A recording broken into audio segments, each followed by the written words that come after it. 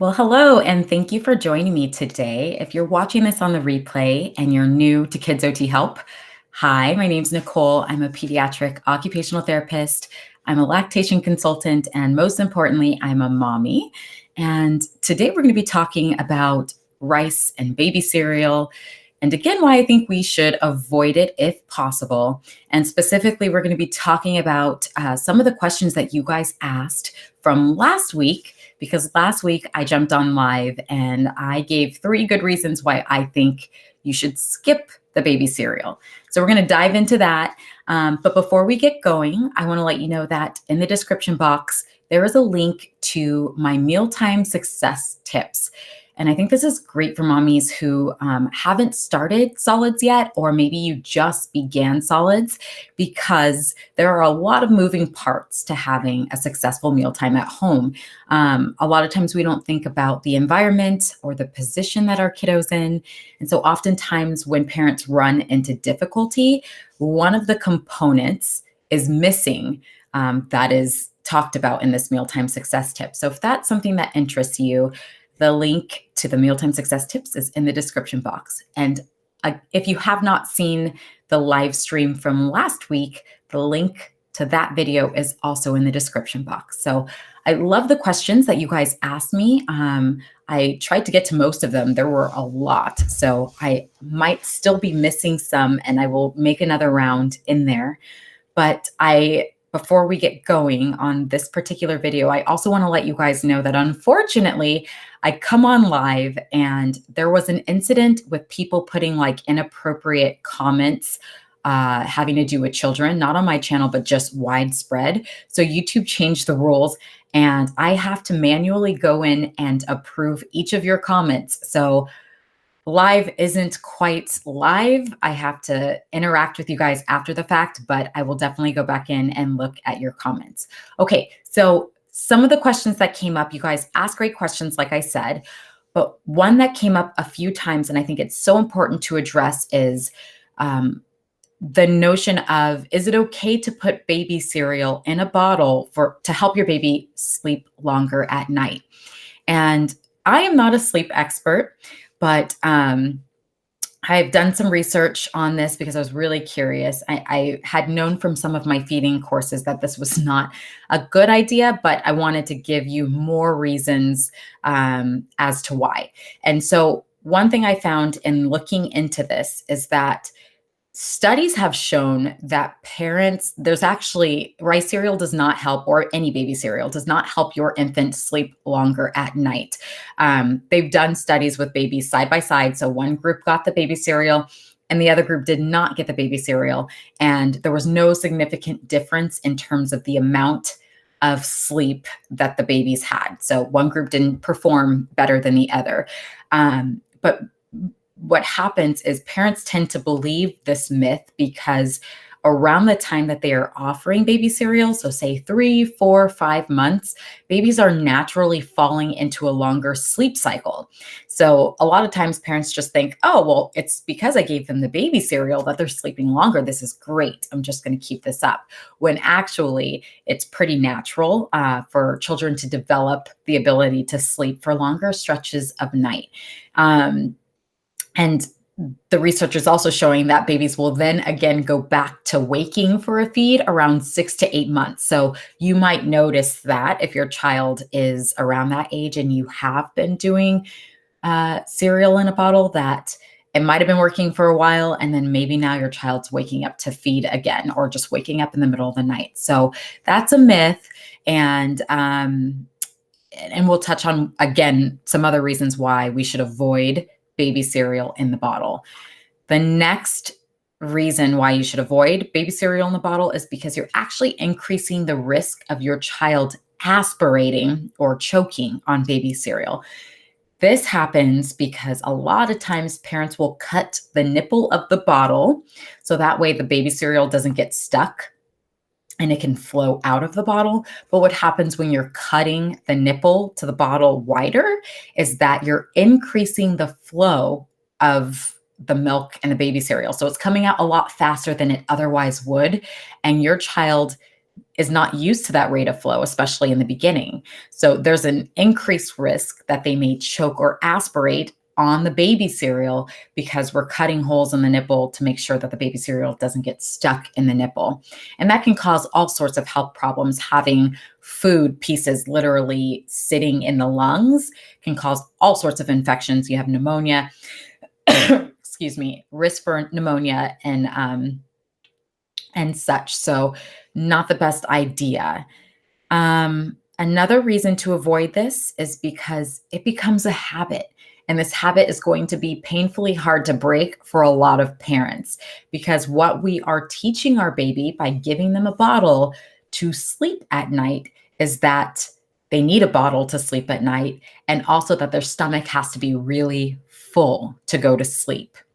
And piggybacking on that issue is, talking about obesity. Babies have a very innate ability to regulate how much they eat, and know when they're done.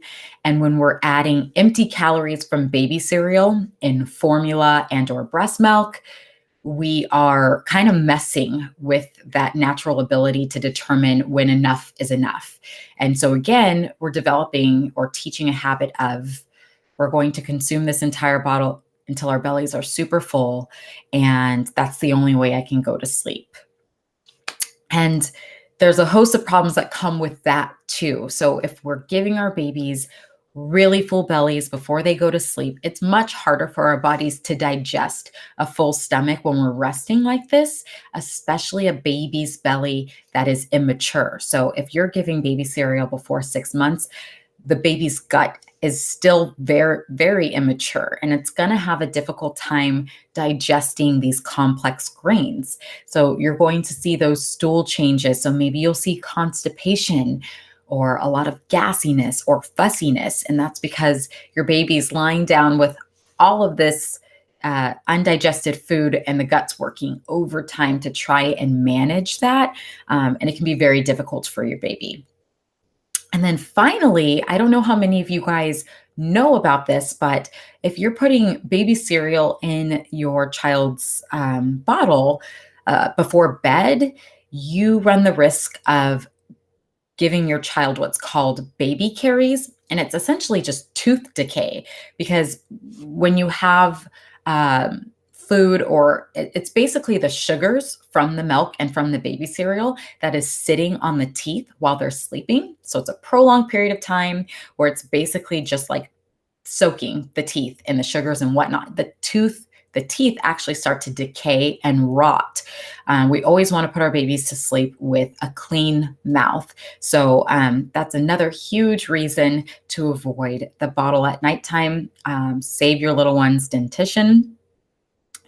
And so that was the big umbrella of giving the baby the bottle for bed to help them sleep longer. So I hope that those points were clear, and that helps in terms of making a decision as to whether that's right for you and your family or not.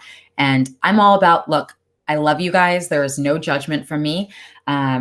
I'm just about sharing information. And I believe that when we know better, we do better. So if you have this information and you didn't know it before, then you can make a decision that works for you and your family. And that's what I'm all about. All right. So the next question that came up quite a bit, and it's a great question, is, okay, so I am not interested in baby cereal now because there's a lot of things that I don't like about it, like it's high in arsenic, and it's hard for our babies to digest. But then what is an alternative? What should I give my baby instead? And as a occupational therapist who specializes in feeding, I would say, why not finger foods? Now, of course, there's a caveat there. How old is your baby? Is your baby demonstrating the readiness signs to begin finger foods, table foods, actual solid foods? If you are not familiar with readiness signs or age appropriateness, I also put a link in the description box to, I will put a link in the description box to a video that goes into detail about when your child is actually ready to begin finger foods. I believe this is the best way to start our babies off. When they have finger foods, they have control over how much they're putting in their mouth. They're learning to chew and manage food in their mouth safely. They're getting a host of sensory experiences from different temperatures, different textures, different flavors. And all of that is so motivating to our babies. I mentioned this in the previous video, but if we're just offering the same food, so if it's just rice cereal or if it's oat cereal, whatever it is, you've got the same texture, you've got the same flavor, and it's kind of bland. It's not very motivating for our babies to continue and want to eat more and more of this. So I believe starting our kiddos off with foods that are going to help them learn to chew and manage food safely is the way to go. But you need to do that safely. And there are indicators as to when to begin and if your child is truly developmentally ready, because that is what it's all about. And if you're not for the baby-led weaning method, if you want to start with something that's more of a puree, then I would ask you, why not make purees at home? You know, you can throw some veggies and some fruits, a healthy mix of items into the blender and have either a mashed consistency or a pureed consistency if that is more your jam, and give that to your baby instead of the baby rice cereal that's very processed. And again, it's hard for your little one to digest. And so the next question that came up a bit was, what about iron? Because some parents are offering baby cereal because it is enriched with iron. Now, I will say if you are offering your child formula, the formula is enriched with iron already, so you shouldn't have to compete there. But for my breastfed mamas, my breastfeeding mommies, absolutely, it is a concern, especially around the 6-month mark. So what I suggest, again, is if we're doing finger foods, or even if you're not doing finger foods, let's increase or offer our kiddos foods that are high in iron. So some examples of this would be like legumes, beans, eggs, and eggs. I teach a course on this called Foundations for Feeding, and we touch on allergens, but actually research shows that you're better off offering allergens to your baby from an earlier age than prolonging it and waiting. You're actually at an increased risk of having allergies by not introducing allergens at an earlier age. An exception is if your family has a history of life-threatening allergies. So got off on a tangent there, but those are all foods that are high in iron. And I also love to recommend parents cook in a cast iron skillet. This is something like we have kind of fallen off of, but people did this all the time. And it's a wonderful way to add iron to your child's foods and to your own foods. We cook on a cast iron skillet all the time. We cook eggs in a cast iron skillet. We do everything in the cast iron skillet to give us the extra iron that we need, because many of us are deficient in iron.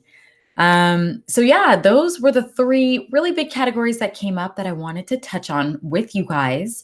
If you have any other questions or concerns that come up from this live video, please leave them below. I love chatting with you guys. I love getting to know you guys. If you're not subscribed to my channel and you watch my videos, can you do me a favor and hit the subscribe button? And if you enjoyed this video, give me a thumbs up. I want you guys to get notified when subjects come up that you're very interested in. And I'm trying to communicate a lot more on the community section. So post and stories. And I don't think you'll get those if you're not subscribed to my channel. So do that for me. I hope you guys have a beautiful weekend. I hope you're enjoying your littles, and much love to you. And I will catch you in the next video. All right, guys. Thank you.